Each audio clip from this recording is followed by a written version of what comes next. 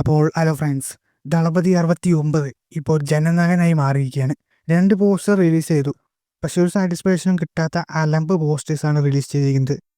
2 പോസ്റ്ററും എനിക്ക് തീരെ പിടിച്ചില്ല. ഡിസൈൻ തൊട്ട് എല്ലാം മോഞ്ചില്. ആകെ വിജയെ കാണാൻ മാത്രമേ രസമുള്ളൂ എന്ന് പറയാൻ പറ്റുള്ളൂ. കോപ്പി പ്രസന്ന ഇതിൽ എന്ത് ബോറായിട്ടാണ് എഡിറ്റിംഗ് ചെയ്ത് വെച്ചിരിക്കുന്നത്. സാധാ ഒരു സ്റ്റില്ലെടുത്ത് അതിൽ ഒന്നും ചെയ്യാണ്ട് ചുമ്മാ അങ്ങോട്ട് റിലീസ് ചെയ്ത പോലെ ഉണ്ട് കാണാൻ. ടൈറ്റിലും വലിയ ഗുമ്മില്ല. മൊത്തത്തിൽ സ്റ്റാർട്ടിങ് തന്നെ നെഗറ്റീവ് വൈബാണ് അടിക്കുന്നത്. സെക്കൻഡ് ലുക്ക് ഒന്ന് നോക്കിയാൽ ഒരു വിജയ് സ്റ്റീലിനെ ചുമ്മാ ഒരു റെഡ് ബാക്ക്ഗ്രൗണ്ടിൽ ഇട്ടിട്ട് ഒരു ഫ്രെയിം മേലെ കുത്തിക്കെട്ടി ടൈറ്റിൽ വെച്ചിട്ട് പോലുള്ള ഒരു പോസ്റ്ററാണ് വന്നിരിക്കുന്നത്. ഇത് എന്തിന് മര്യാദയ്ക്ക് ഒരു പോസ്റ്റർ വന്നിട്ടെങ്കിൽ നന്നായിരുന്നു. ഫസ്റ്റ് ലുക്ക് ആയാലും സെക്കൻഡ് ലുക്ക് ആയാലും നിരാശ തന്നെയാണ്. പക്ഷെ ഒരുപാട് അങ്ങോട്ട് നെഗറ്റീവ് അടിക്കുന്നില്ല, കാരണം ലാസ്റ്റ് പടമാണ്. അതുപോലെ വിജയ് ഇലക്ഷൻ മുന്നേ ഒന്ന് കൊളുത്താൻ വേണ്ടിയാണ് ഈ പടം എടുക്കുന്നത്. ഒരിക്കലും ടി എൻ ഒഴിച്ച് ഒരു ഓഡിയൻസിനെ ഈ പടം ടാർഗറ്റ് ചെയ്യുന്നില്ല. ഓൺലി ടി എൻ ഓഡിയൻസിന് മാത്രം വെച്ചുള്ള ഒരു പടമാണിത്. നമ്മളെന്തായാലും ചെയ്യുന്നില്ല, കണ്ടിരുന്നാൽ മതി. പോസ്റ്റർ ടൈറ്റിൽ ഫസ്റ്റ് ലുക്ക് കണ്ടപ്പോൾ തന്നെ എല്ലാവർക്കും മനസ്സിലായിട്ടുണ്ടാവും ഇതൊരു പൊളിറ്റിക്സ് മൂവിയാണെന്ന്. എനിക്കിതിൻ്റെ പോസ്റ്ററും ടൈറ്റിലും പിന്നെ തമിഴ്നാട് പൊളിറ്റിക്സിലുണ്ടാകുന്ന സംഭവം കൂട്ടി ചേർത്തപ്പോൾ പെട്ടെന്ന് ഒരു സ്റ്റോറി ക്ലിക്കായി.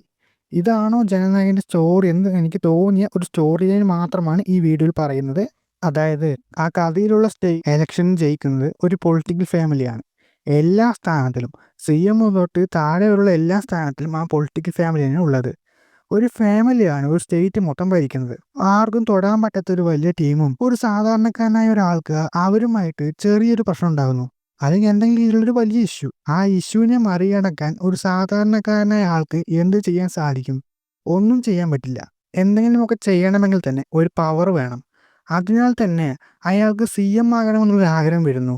ഒരു സ്റ്റേറ്റ് മൊത്തം ഭരിക്കുന്ന ഒരു പൊളിറ്റിക്കൽ ഫാമിലിയെ മറികടന്ന് യാതൊരുവിധ പൊളിറ്റിക്കൽ ബാക്കപ്പും ഇല്ലാതെ ഒരു ഇൻഫ്ലുവൻസും ഇല്ലാതെ ഒരു സാധാരണക്കാരന് എങ്ങനെ CM ആകാൻ പറ്റുമോ ഇല്ലയോ എന്നാണ് ഇതിൻ്റെ ഒരു സ്റ്റോറിയിൽ നിന്നാണ് എനിക്ക് പോസ്റ്ററെ കണ്ടപ്പോൾ തോന്നുന്നത്. പിന്നെ ഈ ജനനായകൻ ടൈറ്റിൽ കണ്ടപ്പോൾ തന്നെ പെട്ടെന്ന് ക്ലിക്കിയ സ്റ്റോറിയാണ്. ജനനായകൻ എന്ന് പറയുമ്പോൾ ജനത്തിൽ നിന്നുണ്ടായ ഒരു നായകൻ എന്നല്ലേ? എനിക്ക് തോന്നിയത് മാത്രമാണ് പറഞ്ഞത്. ഏകദേശം സർക്കാരിൻ്റെ സ്റ്റോറി ഇങ്ങനെയൊക്കെ തന്നെയാണ്. പക്ഷേ ഇത് കുറച്ചും കൂടി സ്ട്രോങ് ആയ രീതിയിൽ മസാല രീതി അല്ലാത്തതാണെന്ന് എനിക്ക് തോന്നുന്നത്. എന്തായാലും സ്ട്രോങ് ആയ ഒരു പൊളിറ്റിക്സ് കണ്ടന്റ് ഉണ്ടെങ്കിൽ നന്നാകും. അല്ലാണ്ട് ചുമ്മാ എന്തെങ്കിലും വെച്ച് ബോറാക്കാണ്ട് ഇരുന്നാൽ മതിയായിരുന്നു. എന്തായാലും നോക്കാം. അപ്ഡേറ്റ്സിലൊക്കെ വൻ ഡിസപ്പോയിൻറ്റഡ് ആണ്. പക്ഷേ ഈ പടം ഫാൻസിന് വേണ്ടി അല്ല എന്ന് ഉറപ്പാണ്. വിജയിക്കും വിജയുടെ TN ഓഡിയൻസിന് വേണ്ടി മാത്രമായിരിക്കും ഈ പടം. എന്തായാലും വലിയ പ്രതീക്ഷയൊന്നുമില്ല. എങ്ങനെയാവുമെന്ന് കണ്ടിനറിയാം. ഇനി വലിയ വേറെ അപ്ഡേറ്റ്സ് ഒക്കെ വരുമ്പോൾ നോക്കാം. ജസ്റ്റ് ഒരു ഫോട്ടോഷൂട്ടിന് അങ്ങനെ എടുത്തിറക്കിയ പോസ്റ്റേഴ്സാണ്. ഇനി വലിയ അപ്ഡേറ്റൊക്കെ വരട്ടെ, കാത്തിരുന്ന് നോക്കാം. അപ്പോൾ എന്താണ് നിങ്ങൾക്ക് തോന്നുന്നത് കമൻറ്റ് ചെയ്യുക, സബ്സ്ക്രൈബ് ചെയ്യുക, ലൈക്ക് ചെയ്യുക, ഷെയർ ചെയ്യുക. അടുത്ത വീഡിയോയിൽ കാണാം.